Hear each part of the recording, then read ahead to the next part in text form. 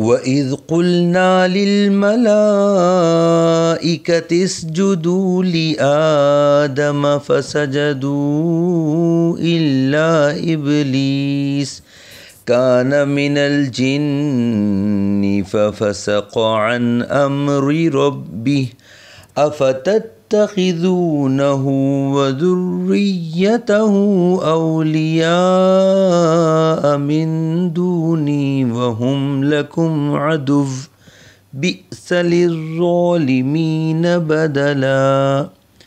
اور یاد کرو جب ہم نے فرشتوں سے فرمایا آدم کو سجدہ کرو تو سب نے سجدہ کیا سوائے ابلیس کے، وہ جنوں میں سے تھا تو وہ اپنے رب کے حکم سے نکل گیا۔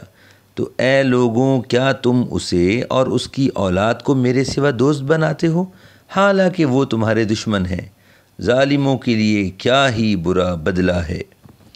ما اشہدتہم خلق السماوات والارض ولا خلق انفسہم وما كنت متخذ المضلین عضدا۔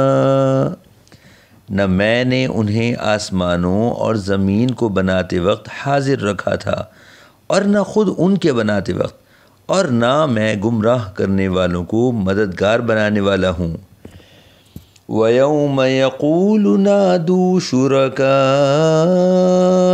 الَّذِينَ زَعَمْتُمْ فَدَعَوْهُمْ فَلَمْ يَسْتَجِيبُوا لَهُمْ وَجَعَلْنَا بَيْنَهُمْ مَوْبِقًا وَرَأَى الْمُجْرِمُونَ النَّارَ فَظَنُّوا أَنَّهُمْ مُوَاقِعُوهَا وَلَمْ يَجِدُوا عَنْهَا مَصْرِفًا۔